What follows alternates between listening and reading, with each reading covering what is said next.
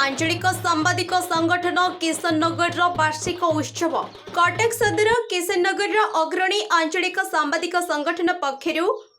रविवार दिन द्वितीय वार्षिक उत्सव बौद्धपुर लोकनाथ मंदिर परिसर में महासमारोह अनुष्ठित हो जाइछि। एह उपलक्षे बसंत रथंक सभापतित्व एवं शिक्षाविद प्रदीप्त कुमार आचार्य संयोजन आयोजित सभारे कटक सदर विधायक इंजीनियर प्रकाश चंद्र सेठी, कटक सदर पंचायत समिति अध्यक्षा भाग्यलक्ष्मी राउत, पूर्वतन अध्यक्ष साधु जेना, कटक जिला परिषद उपाध्यक्षा सुभद्रा दास, कटक सदर आत्मा सभापति रमा प्रसाद विश्वाल,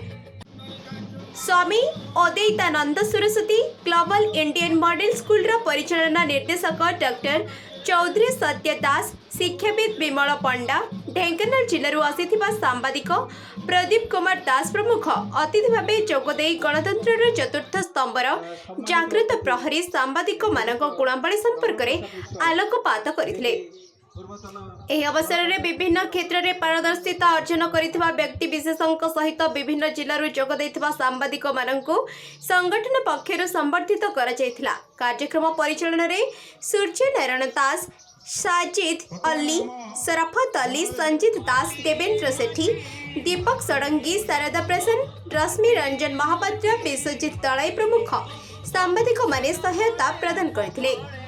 सांबादिक भाई माने हेले हमर जेकोसी देख ओडिसा रो जो हमर रहिछि ओडिसा रो विकास और भारत वर्ष विकास हो काहे कि सांबादिक भाई माने कैटलिस्ट का हिसाब रे काम करथि काहे ना जोटा अनफैक्ट ट्रुथ रहिला जो हमर ट्रुथ को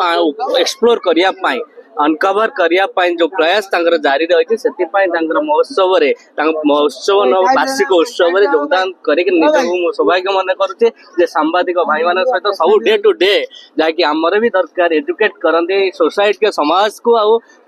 माने पॉलिटिकल पीपल मान को मध्य से एजुकेट करंदे कोडी प्रॉब्लम होची कोन अछि कोन कले ठीक हबो ताको माध्यम रे ही हमें जानि थाउ सेति पाई तांकर कार्यक्रम योगदान करी के मु धन्यवाद करछु आ जे भी योगदान करितन सब सांबादिक भाई मान को बहुत स्वागत जणाउछि। एही परि कार्यक्रम तांकर जो रहिछि बॉन्डिंग रहिछि जो तांक भितरे जो संपर्क रहिछि एकजुट अछि जहा कि आपण एकता जो रहिछि सांबादिक भाई भितरे गोटे पर गोटे तांको सहयोग करंती सेही भली रहितारु आ बेस्ट विशेष बोलो। नमस्ते, मु होजी स्वामी अद्वैतानंद सरस्वती सुधानंद तपोवन बोली अनुष्ठान आम अच्छी किशोर नगर तार मु प्रतिष्ठाता। आज बहुत गोटे भल दिन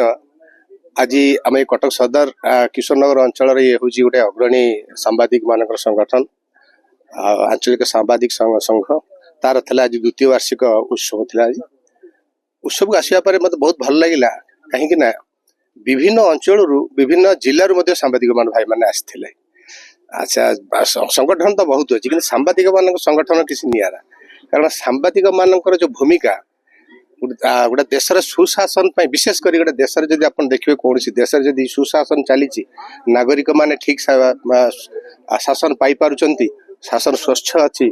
भ्रष्टाचार कमी निश्चित भाव जानवे से देशर गणमाध्यम निश्चित भाव चापमुक्त एवं निरपेक्ष एवं निर्भीक थे। जितेबले सांबादिक माने चापमुक्त रुहंती से निर्भीक हो पारती। विशेषकर साधारणतः जो माने भ्रष्टाचार दुराचार अनीति अन्याय करती से गोटे जन को डरती से होती सांबादिक। कारण सांबादिक सब कथा को लोकलोचन को आने, सब कथा को प्रकाश करे। ये गोटे बहुत बड़ संगठन। ये संगठन जिते सुदृढ़ हम, जिते स्वच्छ हम और जिते चापमुक्त हम निश्चित भाव में ये देशर आगे देश आगे देश समृद्धि पाई एक सुशासन पाई सुंदर बाट कढ़। आज मु शुणुली आज देखिली जे अंचल विधायक निमंत्रित थे सहित समस्त वरिष्ठ राजनैतिक व्यक्ति मैंने आसी सहित गुणी ज्ञान लोक आसी समस्त वक्तव्य समस्त खुशी थे कारण एभली अनुष्ठान बहुत कम अंचल अच्छी। आम खुशी कथा ये आम अंचल अनुष्ठान खूब भल भूमिका ग्रहण कर जो भी घटना आम अंचल घटुची केवल ये अंचल नुह अन्य जो आसी आज जो मैंने सब सांबादिक बंधु माने वक्तव्य आम शुणिलु समस्ते निज निजर भूमिका ठीक भाव में निभाउछंती। वर्तमान सरकार सेमानकर कहवा वक्तव्य जे चापमुक्त अछंती से भली चाप त्रितुल रो कविता दास को report the next Odisha news.